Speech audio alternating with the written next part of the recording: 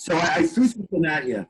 Uh, does a construction firm have a duty to keep a COVID-free job site?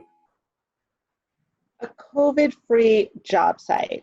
So I would say in the most basic sense, right? So the contractor, the construction manager, would have responsibility under the law and probably under the contract documents. I would imagine certainly under the contract documents for safety on the site, to comply with all safety rules, regs, laws, etc., applicable to the performance of the work. And then just like anything else, right, like safe scaffolds, safe ladders, fire watch, site safety manager, that kind of stuff, you would look to delegate that to your subcontractors, right?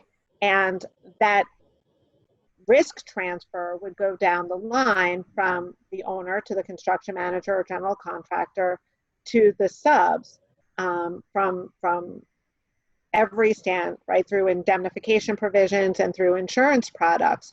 But I think what's going to happen is someone will, if a worker claims to have been exposed on the job site, there's going to have to be it's going to be very difficult to establish liability, considering that person had to leave his or her home, travel to the work site, and has been exposed to any number of people between home and the job site and the way back, and at the grocery store that he or she stopped at, or any other errand he or she may have run, at the dry cleaner or anything else, or picked up a beer or a sandwich at the deli. And I think it's going to be a causation problem, but I mean, again, I don't have the answers, but I suspect that these COVID guidelines from the Department of Buildings, Empire State, OSHA, et cetera, will be dumped in the bucket of safety regulations that have to be complied with on site. So what are you recommending in this midst of COVID-19? What are you actually recommending your AEC firms to be doing? So we're drawing a distinction between AE and C. The architects and engineers have different questions and different problems. And only briefly to say, right, they don't do construction. So first were the questions that while construction is essential and jobs can be open, can the architects and engineers be open in their offices? And can they go to job sites? And then it became, do we have to go? I don't want to go. And my employees don't want to go because they don't feel safe.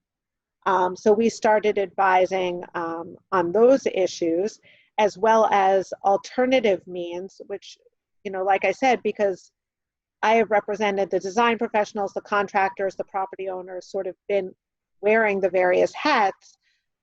With the benefit of representing the contractors, I was able to explain to some of the design professionals what's been going on the sites that have been open during this, you know, as essential with limited workforce and limited activity, because all of them are limited, even if they're fully open.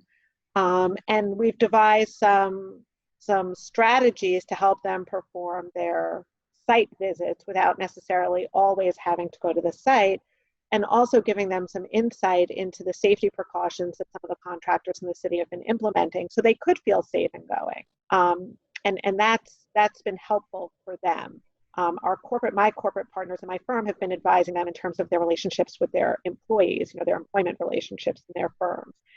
With respect to the contractors, we've been advising them with respect to compliance with the DOB and ESDC, Empire State guidelines, how, you know, good practice to implement them so that they are in compliance and protecting themselves, mitigating the risk against liability, but also making sure the workers coming to site feel safe, because they're not going to come and they're not going to be productive if they don't feel safe.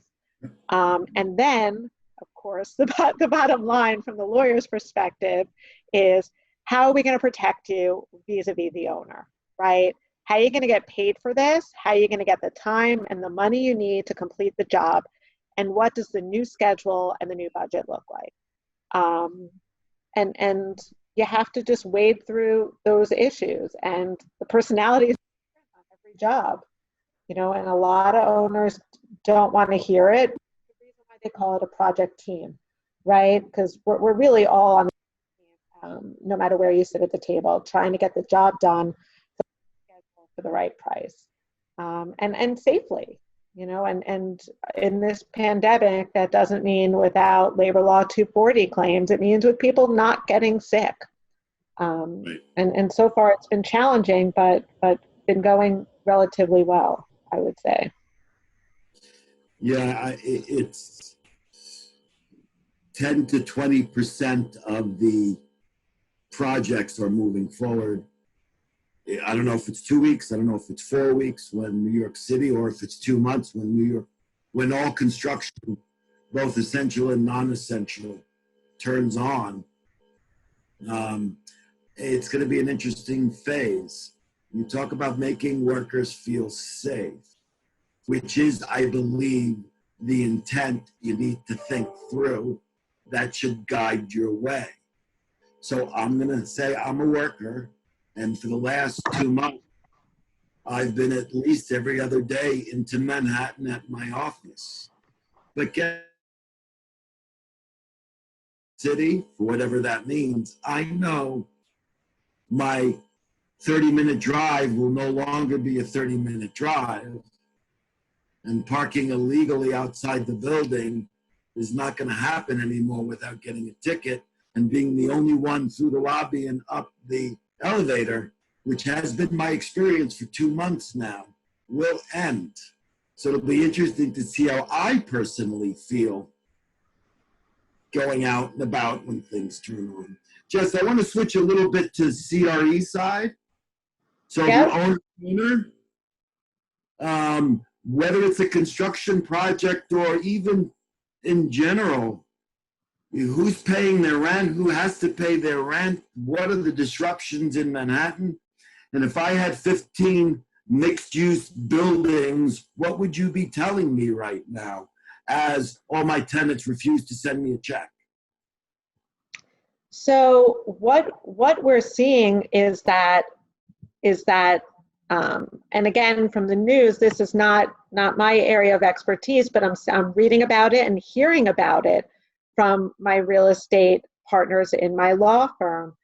They have clients reaching out to them to go back. Remember that office lease we signed? Can you take a look at it? Is there any loophole? What are my obligations under my lease? We talked about force majeure in the construction context, but do I have any relief in my lease due to the pandemic, due to the COVID shutdown and my inability to occupy the office? Of course, everyone is also looking at their insurance policies, interruption insurance policies, to see if they can get any relief from insurers. I understand that all the claims will likely be denied in the first because there's no physical destruction to the office, like a flood type of things that traditionally would fall into interruption insurance. However, those things will be litigated, play out over many, many, many years. But by then, the back rent will be just dead, right? You likely will, if you stop paying your rent, no longer be occupying the space. And again, from a lawyer's perspective, being asked to try to renegotiate your lease, especially if you have a reasonably good relationship with the landlord, because I'm sure the landlords, in every sense, would rather make a deal and get paid something rather than have people just withhold rent. What do they say? A bird in the hand is worth two in the bush, right? And that will be, when the courts reopen, I'm sure a big source of litigation, the unpaid rents and the business interruption insurance, what it should and should not cover, will be policy specific. But But a lot of these policies are standard issue, just like general, any other general liability policy. So those things will be interesting. But it's like anything else, like on a construction project, it's with your owner and you're the contractor.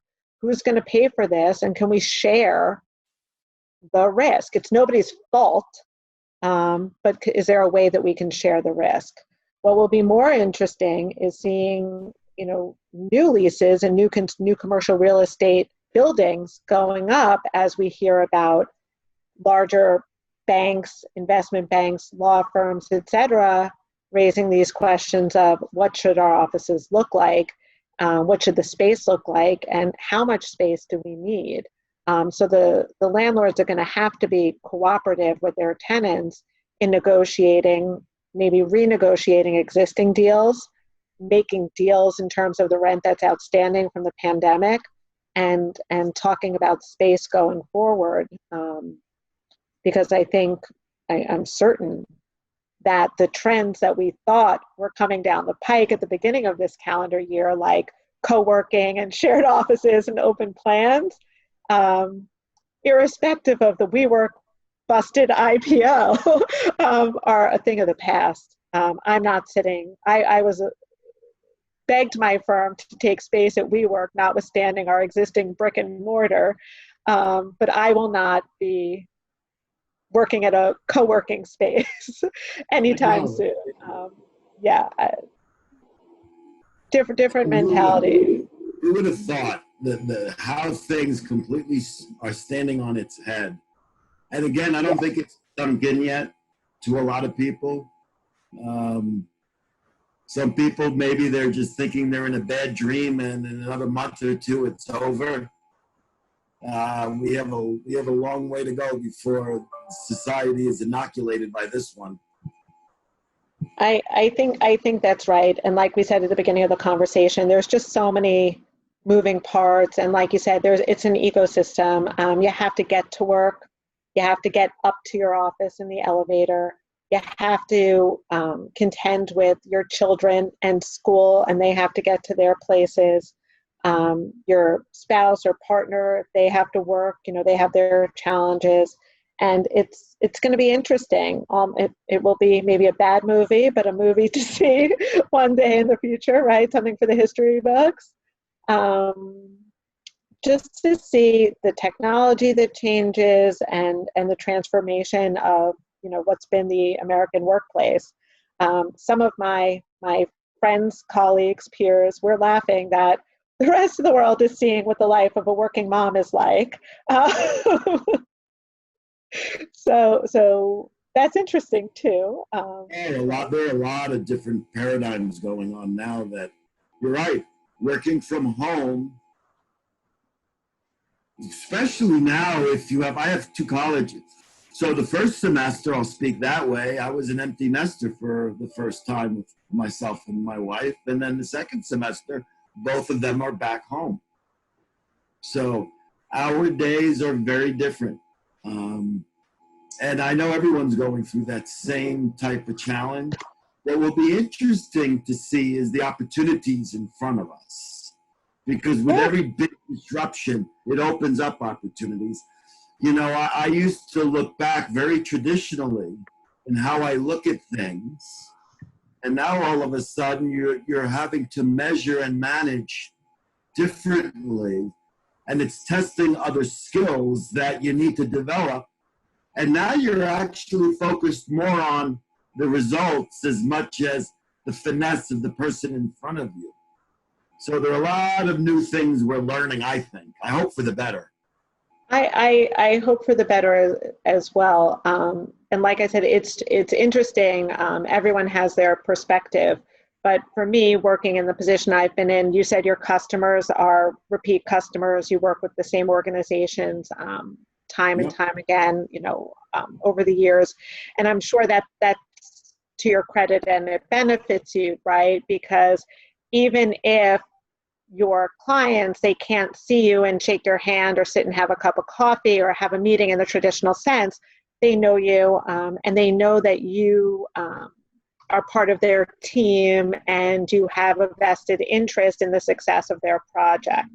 And I think that now more than ever, having developed those professional relationships, I'm seeing the importance and the benefits of those, having been practicing for, like I said, about 20 years, but working at the same place for 16 and with a lot of the same clients.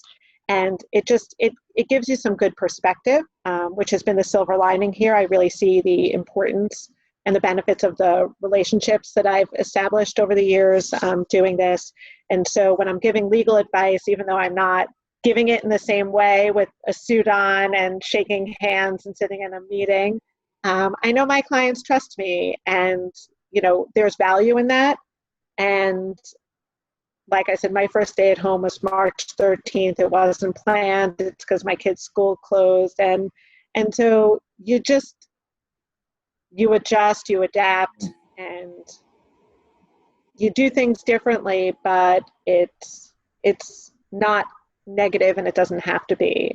I'm busy, I'm working, and like I said, hopefully using the information that's available and analyzing the information that's available, helping create some solutions, or at least mitigate the risk and the challenges that have been presented to us. And it's important. Yeah, Jess, I think we are blessed that we're working. We're blessed that, through change, good comes with the right positive perspective. That's exciting to me. After a while, it's like, okay, I'm not saying that, I'm so happy that we have all this change and disruption, but at the same time, it makes you really look in the mirror again, and it's healthy. I think so. With that, great talking, Jess. You too. Really good to talk to you. We have to have a follow-up, maybe in a couple of months or 6 months past, to see how positive we are. Yes. I'm sure we will be. Anyway, this was Talisen Talk, Joseph Rigazio. I had Jessica Rothman with Ingram, Yuzek, Gainen, Carroll Bertolotti.